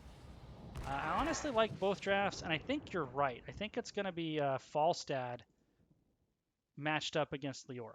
I think that's the matchup we're going to see. I- But I'll be surprised. It looks like we did have an odd. Wasn't Flash on Vala before? he was. Did they swap? I'm going to let you introduce it as they swapped. They did swap. All right. So Flash no longer playing his patented Vala. Instead, we'll be playing Falstad. Peels on Peels back on May. Mariners 2005 back on. No, I shouldn't say 2005. Mariners 005 back on ETC. The dude playing Vala. And who did I forget? Death 1300s on Anduin. And we've got E-Day playing Leoric, Giggleschmack playing Jaina, Aaron playing Sylvanas, Dub playing Rhaegar, and Hippo on Diablo. Sorry, I looked at it. It's kind of a funny looking skin when it's up on all fours like that. All right, going in with this quick slam onto Peels on Peels. He's going to drop his Blizzard. Nothing much is going to happen there. Looks like the slide onto Leoric as he bounces out, taking a ton of poke. As a result, they're going to go to their off lanes. It looks like it is ETC versus Leoric. Now, one of the things I know for sure that ReGen Ghost... Oh, as Aaron caught out a little, but good peels on the Vala. I think Hippo saved Aaron there, because Vala could put out 0 damage because she was slammed into the wall. And that was a nice play by Peels to catch Aaron, and then good peels by Hippo as well. I know ReGen Ghost had to make an adjustment when they swapped tanks. I do think Hippo's a stronger player than I am, but even whether or not a player is better or not, stylistically his tanks were very, very different. He is much more aggressive in your face than I am. I tended to be a little bit more pick my spots. And I think what we're seeing in the series there, as they catch the Vala, I think the time that they put in the off-season, kind of adjusting to the aggression that I sometimes didn't play with, starting to see that come online here a bit. Speaking of that aggression, absolutely. The Diablo catching the Vala under the enemy wall as a quick charge in, making sure they know nobody is safe from the Lord of Terror. As expected, Leoric beating up ETC in the bottom lane. Yeah, I would love to see them swap this up. Send Flash down there. He can cover that and absolutely destroy this Leoric if well played. But then I wonder if they lack the wave clear, because Vala's, wave clear's okay, but Rhaegar and Jaina and Sylv, they'll rip those lanes much faster than House of Chez will. It's like he's going for another quick shot onto Peels, but Peels has other ideas. Gonna slide away on her skates. And look, this allows ETC, or I should say Leoric, to be here on the flank because ETC is shoved into his own lane so much. There's a slow onto Falstad, but unfortunately Hippo wasn't quite in position yet. I assume E-Day will resume his spot bottom. Yep. Peels on Peels has to. But I mean, ReGen Ghost controlling both top lanes as well. There is the rotation control by Hippo, putting Anduin into the wall, but also taking a lot of damage from that. A lot of poke coming out, but that's okay. Yeah. He's Diablo. He'll get back up shortly here. I do wonder if House of Chez is looking potentially at... Oh, there's a quick slide onto the Leoric with the Falstad there to make sure he knows, hey, you can't get away with that. But I was saying, I wonder if they're looking at potentially just like winning fights 5v5. Because they have the better tools 5v5 with that ETC. Giggle taking a ton of damage from the dude. He danced right in there. Well played. Yeah, and Leoric also taking the talent where he heals anytime minions die near him on Tomb. That's such a great pick. This wave needs help. They need to send Anduin getting picked off in the top there. I missed it, but the wave bottom definitely needs help. The thing too is I think House of Chez is actually struggling with the wave's top too. Rhaegar, Sylv, and Jaina is a lot of wave clear. And the way Hippo is playing, he is cutting off rotations and dismounting them and harassing them. And I think it's slowing their wave clear when they're already deficient in wave clear. And Absolutely. Look at this play by Ghost getting the camp as well. Although Aaron might be in trouble. The Flash did read that he did that out from Aaron, but it wasn't enough damage. Looks like they're just going to barely get Peels out of there, and maybe try to do their best to defend this Web Weaver push. The mid lane on the other fact is going to be ridiculously pushed in as we get both the Bruiser Camp and the Spider. The more I think about this Diablo pick. You know, I said it's kind of hard to get past the May and the ETC. With the style, the way Hippo's been playing, it's a great pick. The Diablo aggression just really, look at this. Look at what he's doing. This really fits how he wants to play. And his team's always there with him right now as Aaron just throws a ton of damage onto a Blizzard there. House of Chez just has to retreat. They're going to lose mid-court here. They're about a full level down, 3 unanswered kills. So despite the momentum being in House of Chez's favor, as they came roaring back in game number 2. Game number 3, first half looks just like the first half of the other. Just like the first half of the other 2 games.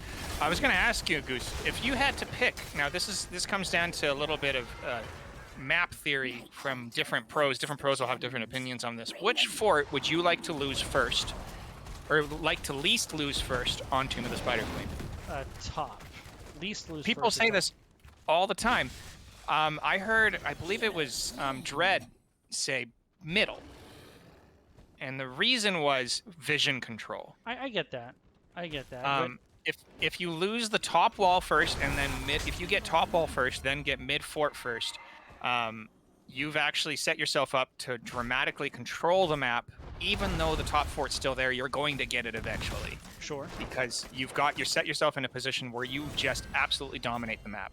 Sure. And I don't know if everyone agrees with that or not, but I've definitely heard that said, where if you control mid, you've pushed the enemy team to a position where they just don't know what to do with it. Now, the thing is, this hasn't been accomplished yet because the walls are still sitting there and they just showed. Yep. But and ReGen Ghost getting 10s and bottom fort. Going to be Water Elemental, Wailing Arrow? Is that a Wailing Arrow? Yeah, Wailing Arrow. Apocalypse, Ancestral Healing, and Entomb. There goes the Welly. ReGen Ghost is getting super aggressive. There's the Wailing Silencing Arrow coming in on it. They're looking for the Anduin first. He's going to just barely squeak away with his speed. Peels on Peels is going to get caught by a little bit of Blizzard damage, but they pressed R, and honestly, nothing happened. Yeah, I like the idea of what Ghost does there. Let's run at them. We have 10, right? Let's kill some people. But House of Chez was in a good enough disengaged position to where Ghost really couldn't get much of anything. Now we've got Gust and Vengeance, Light Bomb, Fall, Mosh Pit. Not. I think on this map it should be Mosh Pit.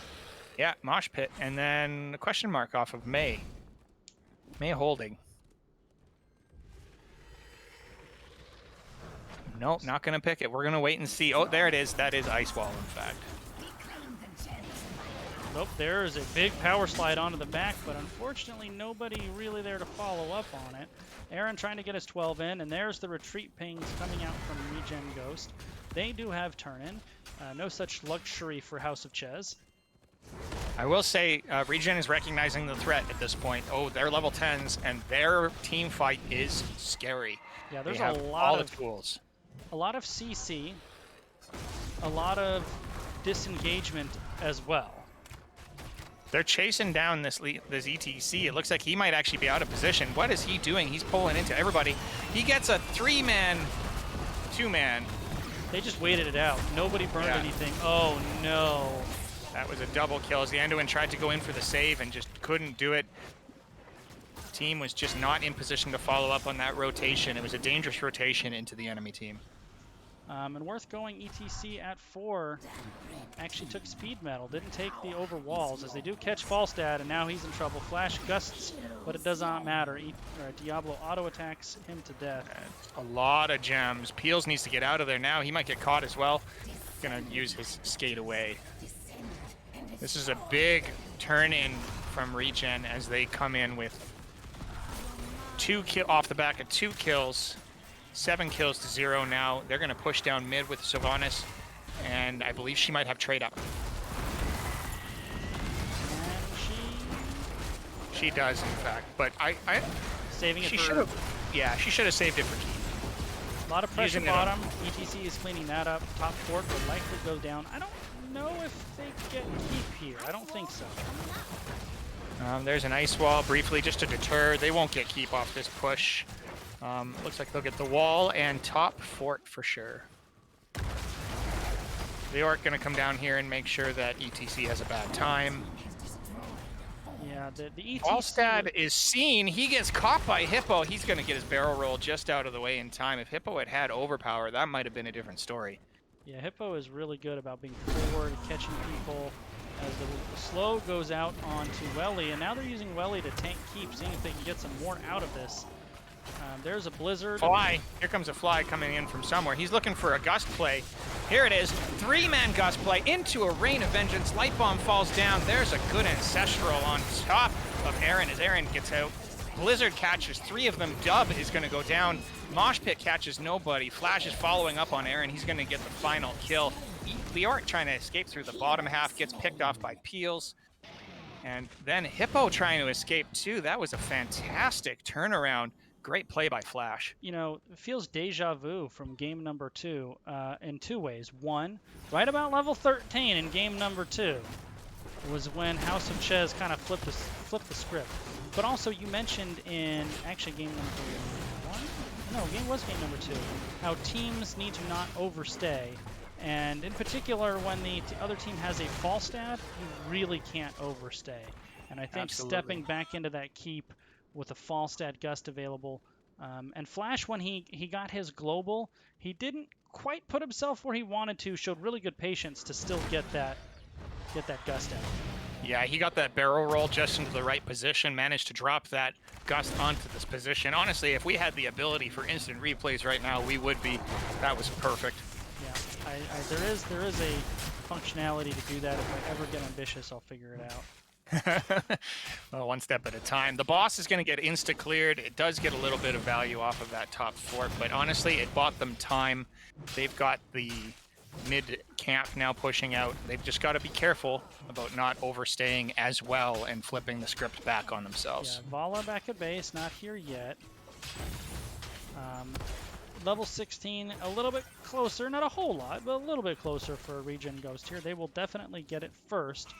And then if prior behavior is any indication, as soon as ReGen Ghost gets 16, they're going to be going hard on somebody. I like that. Flash checking the bushes, making sure he's dropping Q where he can. This little mini push here, probably just a soft poke out to see. They do have turns, so they're going to turn in. Hippo going to look for a quick poke with W. There it is. Nope, they didn't get it. Didn't get it in time, so this is a quick 1-2, 15s to 16s. It looks like Blue might just be able to get it. I think Hippo was a little wary there because Sylv was all the way in the bottom lane and he didn't want to do something silly. You know, better to surrender the turn in when your whole team is up than surrender a kill there and then your team is just in a world of, it's just a terrible spot. Interesting rotation out of House of Chez. They're all electing to go bottom. This gives a free double lane clear to the opposing team. I don't know if I agree with this call, but I do understand the Siege Giants just naturally de-push the Spiders. Yeah, I think I still would have gone top and tried to confirm top fort at the very least. It's already weak, but here goes the aggression for ReGen Ghost. They walk right into May in a bush, who throws them back with the Blizzard. And here we go in the bottom lane. Webweaver's about 60% health. Everybody has their R buttons. Big boy flank coming in from Leoric. He's looking for that Entomb. He decides, nope, I gotta get out of here. And he's still looking. A lot of patience coming out from E-Day. I like that style of Leoric play. You don't need to commit constantly all the time. You wait for your Ghost Walk to be back up, but never mind. Hippo decides, I'm starting this fight. There's a gust onto Hippo again. There's the Mosh Pit follow-up. Looks like that Hippo might just fall, but nice APOC catching 4 members of House of Chez as the Dude and Giggle Schmack decided to just throw punches in the bottom. Giggle had Ice Block though, so that was just a little bit unfortunate. 4 for 1, but Souls make it 4 for none. You know, the difference there was they got Diablo, which is what they were trying to do, but they didn't get Diablo before he pressed R. And APOC did a lot of work in that fight. It was a tiny little chokehold, and APOC was exactly what they needed in that small a space. No chance of getting out of it in that situation. Now I think if I'm Ghost, I try to double keep. Look at that wave top. I double keep as well. Top or bottom, you could do either but top, they're going to try to core here. Don't know if I agree with this call. Especially in the gust, they already got punished for it once. They really need to back up, I think. Yeah. And And Flash has They got to could. be looking. Here he goes. I told you he was looking for that gust, right? He's looking for it. And They here it is again. overstayed. Oh, he He's waited. so He waited out patient. Ice Wall. He's patient. He got caught Oh waiting too no, long. too patient. Oh Needed to no. press it. Needed to press it. Oh. I mean, He had the Sylve in his sights. He could have pressed R and it would have I been think okay. he was waiting for a better one, and I get it. He wasn't in a position for a great gust, but at the same time, I think once he didn't get it, he's in trouble. At that point, you just got to blow it to keep yourself alive. I mean, you work with what you can at that situation. I think cut your losses and press R at that point, but it's always hard. It's always easy for us from this perspective. You know, it looks like Hippo's coming and he sees blood. He's going for it right now. Peel's caught out in a bad spot, but he sees better targets. Peel's beautiful ice wall stops the entire engage. Mariner looking in the back line with a quick cue. But now Falstad back up with gust again. Is he going to do it one more time? He doesn't have Zed, though. Zed should be down. No, but he is here with it. They have a lot of homework to do here, though. Falstad is currently clearing top. Nobody from House of Chez is clearing bottom. Is House of Chez going to push bottom keep here? I think they push bottom keep here for sure. There it is. Now that Sylvanas is turning on her trait, there goes down the bottom keep. I think Ghost was just waiting for House of Chez to decide which one they were going to defend, and then they were going to just take the other one. So Falstad went top. We'll go ahead and rip bottom. Yeah. Careful, calculated play coming out from Ghost. Now we have Silence in Tune. Gotta be careful. He's looking for it right now. In fact, here is. it comes. Yeah, they might be playing around it a little bit as the other team decides, hey, we can just soft poke this siege at the top here. I think I might try to force a boss fight here if I'm Ghost, maybe with 20, huh? What do you think? I absolutely think they go. Well, I mean, you've got double lane pressure in the mid and bottom lanes. Yep. And you Here have comes 20 now. advantage.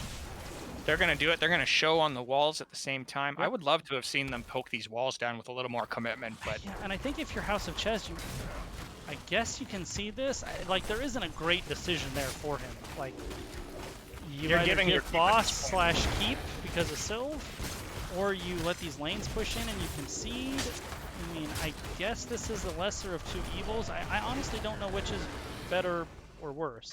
I mean, as long as you commit to the decision at this point, this is borderline checkmate unless they need a heroic play. Looks like a quick engage from Hippo as he drops everything. A big pull, but silencing Entomb on top of it as APOC comes inside of it with the blink. Beautiful double Ancestral on top of the Diablo. The mosh pit there to stall it out a little bit. He's resetting his souls quickly, but the damage is done. All of the members of House of Chez, except for the dude, are going to fall. GGs are called as the boss is healthy, pushing in top, and the remainder of the players are going to push onto the core. Yeah, and that actually wasn't the APOC into the Silence and Tomb. No, it was was actually the Hellgate, his Bolt of the Storm, yeah. Really well done there. Little mini blink inside. Yeah, that's going to be game number 3, and a 2-1 victory going over to ReGen Ghost on a very entertaining set all around. It was well played by both sides. You can tell ReGen Ghost, Hippo was just on it tonight, really coming in with some clutch flanking maneuvers with their team. Well played. I do have to give props to Peels on Peels with that. May definitely had some saves with the ice walls, but in the end, it's just too much CC coming in from Diablo. Yeah, and it was kind of a funky set in that, you know, game 1, ReGen Ghost largely controlled it, and in the first half of game 2, they were, you know, kind of directing traffic, and then the second half of game 2, it was like there were two different teams playing. They, being House of Chez, like pedal to the metal, came roaring back, absolutely decimated them in the second half. And then game 3, it was kind of ReGen Ghost controlled again. It was kind of almost like for that one half of game 2, it was like there was two different teams there. It was night and day. Both games, they hit 13s and they suddenly said, hey, you guys want to play some Heroes of the Storm? And turned on. It was pretty cool watching House of Chez do that. I'd love to see which of these teams, how well these teams do as the remainder of the season carries out. I have a feeling they're going to do well. Yeah, both these teams, kind of in my own personal knowledge of the teams in the division, I think both of these teams are going to be two of the top 4 to 5 teams in Division B East. So I'm not surprised it was pretty back and forth, and both teams had their moments, and both teams had some things that they could have maybe flipped something a little bit here or there, and it could have gone differently. Let's go into lobby 2, see if we can get one of the ghosters in there for a little post-match chat. Sounds good.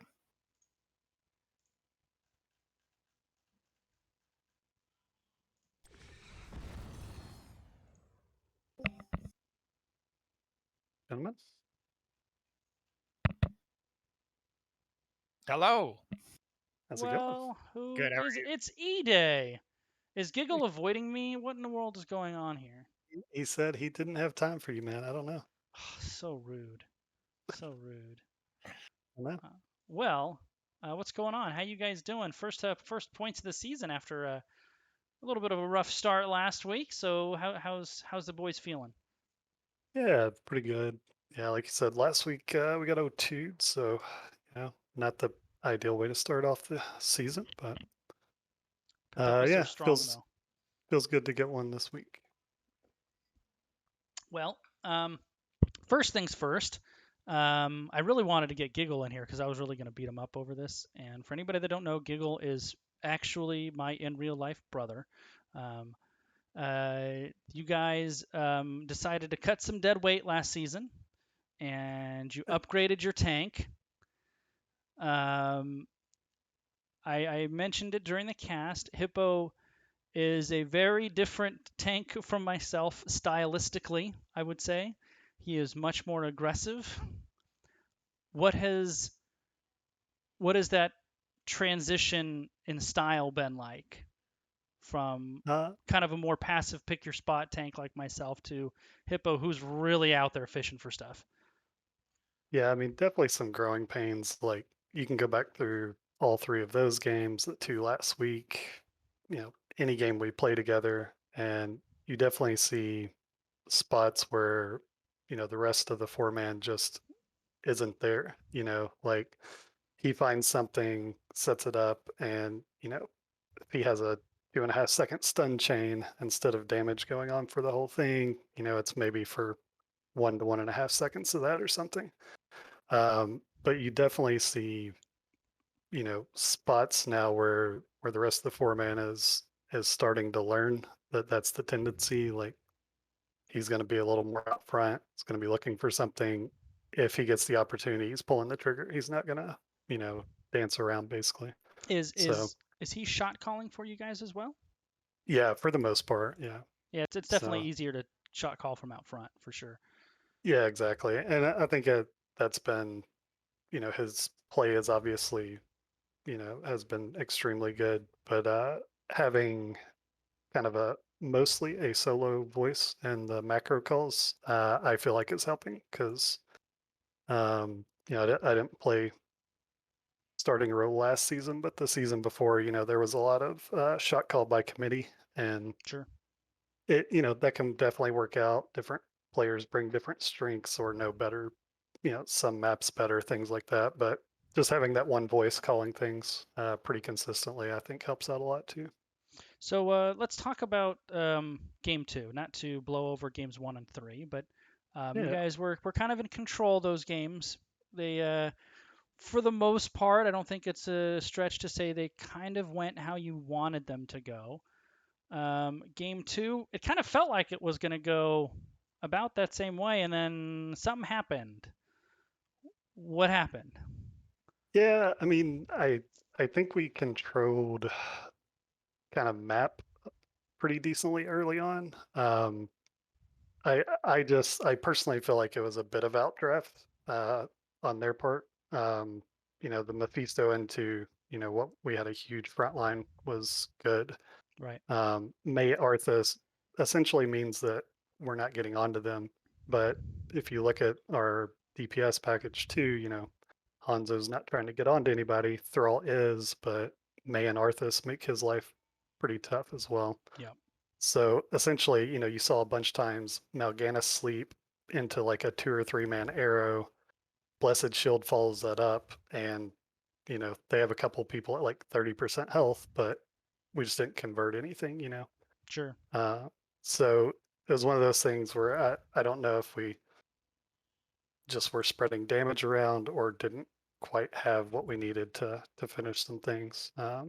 And you saw some fights mid game too, where Hippo would go get somebody, we get the stun chain on them, we get the kill, but then in the trade we burnt cooldowns, and then like Arthas and May are sitting on our back line, and Greymane just kind of goes crazy, or Mephisto kind of goes crazy. So they had some good turns in that game too. So We noticed that during the first couple of games, you were banning out the Vala pretty regularly. It was identified as a target ban. You were pretty confident letting that Vala through, though, and then in order to ban the Mephisto. Was there a discussion in draft about letting Vala through in order to ban Mephisto? yeah, definitely. I think essentially we just weren't wanting to face the Mephisto again with the double front line. We were fairly confident they would run, a big double front line again. And with if they got a May and a Arthas or a May and an ETC or something, it's pretty hard to wade through that and get to the Mephisto. And unless we just flip it on them and go full dive, and we wanted to play it a little more standard for that third game.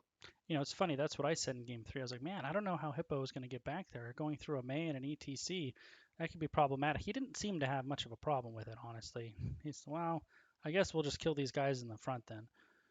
Yeah, that's pretty much what we talked about between game 2 and 3. That DPS package in the second game, Hanzo Thrall,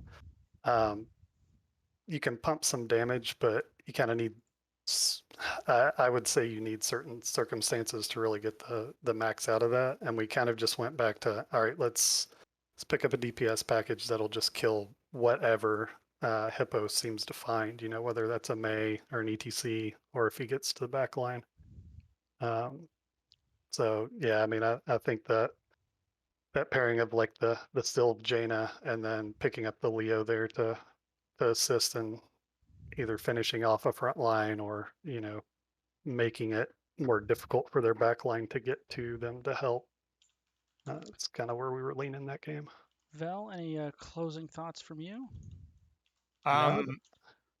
No, I thought it was a really fun set to watch. I really appreciated how you guys handled game 3. Even after they had that quick little turnaround, they did have a good little combo on you and go for boss. But your composure as a team was excellent. Do you have any shout outs for Yeah, Caster? yeah, absolutely. First of all, shout outs to you guys. Really appreciate the cast. Always appreciate the NGS staff and the folks who put in the time to do casts. I mean, I don't think a lot of people understand how much time it takes, so we appreciate it. Shout outs to House of Chez, or Chez, however you say it. I confirmed, actually. It is Chez. Okay, Chez, yeah. So yeah, solid set by them. A lot of fun. And shout outs to the team. You guys played well tonight, and I think they're looking forward to running it back tomorrow night. You have a little bitty one at home too, don't you, Ide? How's the little one? I do, man. He's doing great. He's I'm sitting here watching him on my phone right now. He's taking his nighttime sleep. So yeah, he's Excellent. doing great. As That's excellent. I always like to shout out NGS spouses, because those of us Oh that yeah. have kids and stuff at home, without the NGS spouses, we don't get to play video games. So Absolutely, it's shout very out to true. NGS spouses. Yeah, Not that, not 100%. My wife is amazing in 1,000 different ways, and that is just one of the small ones. Well, Well, awesome. grats again. Tell the boys I said hi, and all right. we'll catch you soon, I'm sure. All right, sounds good. Appreciate it, guys. All right, Val. Well, that was fun. It's a great time. Yeah, we are actually going to throw over to other NGS action in progress. It is going to be Mr. Weenus, Division B West, casting Clouded Minds Breaking Meta versus Artemis, starting just 12 minutes ago, so we should probably get everybody over there just in time for game number 1. Any shout outs for you, Vel, before we close out? Quick shout outs to you. Thanks for having me on. I hope to maybe join you again for a cast in the future. To our own team, Roll One, I hope you guys are having a good time. I know I'm on the sub list, and then if anybody ever wants to, I'm hoping to have my own channel up soon, Paper Tiger. If anybody wants to check it out, I'll be doing some Star Citizen racing in the future. So Fun. looking forward to seeing some stuff there. All right, well, that's going to do it for me. We're going to throw you over to Weenus. Thanks again, Vel, for joining me. I would, of course, love to have you back anytime. I enjoy casting much more with somebody to talk to as opposed to listening to myself. So thanks for hopping on board. And that's pretty much it. So have a wonderful evening, all. Enjoy the rest of your NGS activities tonight. And that's pretty much it. Good night. Take care.